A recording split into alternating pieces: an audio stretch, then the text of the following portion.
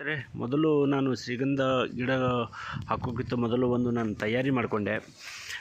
ಯಾವ ರೀತಿ ಅಂದರೆ ಸುತ್ತಲೂ ನನ್ನ ಒಂದು ತೋಟದ ಸುತ್ತಲೂ ಒಂದು ಬೇಲಿನ ಹಾಕಿಸ್ಕೊಂಡಿದ್ದೀನಿ. ಬೇಲಿ ಹಾಕಿಸ್ಕೊಂಡು ಅದಕ್ಕೆ ಒಂದು ಗೇಟ್ ತಯಾರು ಮಾಡಿದ್ದೀನಿ. ಇದು ಬಂದು ನೋಡಿ, ನನ್ನ ತೋಟದ ಒಂದು ಸುತ್ತ ನಾನು ಇದನ್ನು ಮಿಡ್ ಟರ್ಮ್ ಬೆಳೆ ಅಂತ ಅನ್ಬೋದು, ಮಹಾಗನಿ ಗಿಡನ ಹಾಕಿದ್ದೀನಿ. ಈ ಮಹಾಗನಿ ಗಿಡನ ಹಾಕೋಕ್ಕೆ ನಾನು ಯಾವುದೇ ರೀತಿ ಒಂದು ಶ್ರಮನ ಪಟ್ಟಿಲ್ಲ. ಯಾಕಂದರೆ ಇದನ್ನು ಯಾವ ರೀತಿ ಸಸಿ ತಂದು ಹಾಕಿದ್ದೀನಿ, ಇದಕ್ಕೆ ನೀರಷ್ಟೇ ಕೊಟ್ಟಿರೋದು. ಮತ್ತು ಬೇಕಾದಾಗ ಒಂದು ಸಾವಯವದ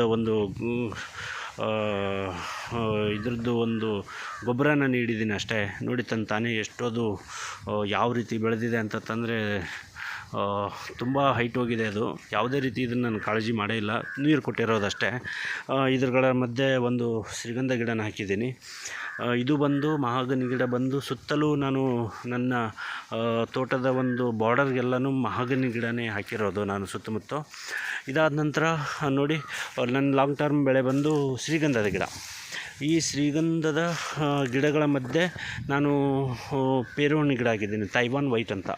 ತೈವಾನ್ ವೈಟು ಇದು ಬಂದು 9 ತಿಂಗಳ ನಂತರ ಇದು ಕಾಯಿಗಳು ಬಿಡೋಕ್ಕೆ ಶುರು ಆಗುತ್ತೆ. ಇದರ ಮಧ್ಯೆ ನಾನು ಒಂದು ಶ್ರೀಗಂಧ ಗಿಡ ಹಾಕಿದ್ದೀನಿ. ಒಂದು ಶ್ರೀಗಂಧದ ಗಿಡ ಮಧ್ಯೆ ಒಂದು ಪೇರುಹಣ್ಣಿನ ಗಿಡ ಈ ರೀತಿ ಹಾಕಿದ್ದೀನಿ. ಇದು ಎಲ್ಲನೂ ಬಂದು ಕವಿತಾ ಮಿಶ್ರ ಅವರ ಮಾರ್ಗದರ್ಶನದಲ್ಲಿ ಎಲ್ಲನೂ ಇದನ್ನು ಕೂಡ ಮಾಡಿದ್ದೀನಿ. ನೋಡಿ, ಇದು 1 ವರ್ಷದ ಒಂದು ಶ್ರೀಗಂಧದ ಗಿಡ. ಇದು ನೋಡಿ ಯಾವ ರೀತಿ ಬೆಳೆದಿದೆ. ಅವರ ಒಂದು ಮಾರ್ಗದರ್ಶನದಲ್ಲಿ ಯಾವ ಟೈಮಲ್ಲಿ ನೀರು ಇದನ್ನು ಕೊಡಬೇಕು, ಯಾವ ಟೈಮಲ್ಲಿ ಇದನ್ನು ಗೊಬ್ಬರವನ್ನು ಹಾಕಬೇಕು, ಇದು ಯಾವ ರೀತಿ ಇರುತ್ತೆ, ಇದ್ರ ಬಗ್ಗೆ ಸಂಪೂರ್ಣ ಮಾಹಿತಿಯನ್ನು ನೀಡಿದರು. ಇದು ಬಂದು ನಾನು ಹಾಕಿರ್ತಕ್ಕಂತಹ ನನ್ನ ತೋಟದಲ್ಲಿ ಹಾಕಿರ್ತಕ್ಕಂಥ ಒಂದು ಲಾಂಗ್ ಟರ್ಮ್ ಬೆಳೆ ಅನ್ಬೋದು, ಮಿಡ್ ಟರ್ಮ್ ಬೆಳೆ ಅನ್ಬೋದು. ನೋಡಿ, ಇದ್ರ ಮಧ್ಯೆ ನಾನು ಈಗ ಯಾವುದಂತಂದರೆ 2 ತಿಂಗಳಾಗಿರ್ಬೋದು, 3 ತಿಂಗಳ ಬೆಳೆ ಆಗಿರ್ಬೋದು, ಅಂಥದ್ದು ಯಾವುದೋ ಒಂದು ಟೊಮೆಟೊ ಗಿಡ ಆಗಿರ್ಬೋದು, ಅಥವಾ ಒಂದು ಶೇಂಗಾ ಆಗಿರ್ಬೋದು, ಅಥವಾ ಯಾವುದೇ ಎಲ್ಲನೂ ನಾನು ಬೆಳೆಯಲ್ಲಿ ಇದನ್ನು ಬೆಳ್ಕೋಬೋದು. ಈಗ ಆಲ್ರೆಡಿ ನಾನು ಇದರಲ್ಲಿ ಒಂದು ಶೇಂಗಾದ ಇದ್ರದ್ದು ನಾನು ತೆಗೆದಿದ್ದೀನಿ. ಅದರಿಂದನೂ ಲಾಭ ಆಗಿದೆ, ಒಂದು 50,000 ಲಾಭ ಆಗಿದೆ.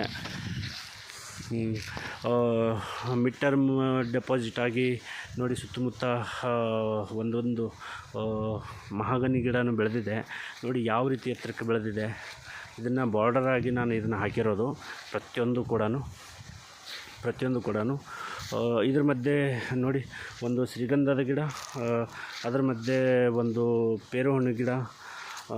ಈ ರೀತಿಯಾಗಿ ಒಂದು ವ್ಯವಸ್ಥಿತವಾಗಿ ಒಂದು ಪ್ಲ್ಯಾನ್ ಮಾಡಿ ಹಾಕಿದ್ರಿಂದ 1 ವರ್ಷದಲ್ಲಿ ನಾನು ಯಾವುದೇ ಒಂದು ಶ್ರೀಗಂಧ ಗಿಡ ಯಾವುದೇ ಒಂದು ಬೆಳೆನೂ ಕೂಡ ವಿಫಲ ಆಗಿಲ್ಲ.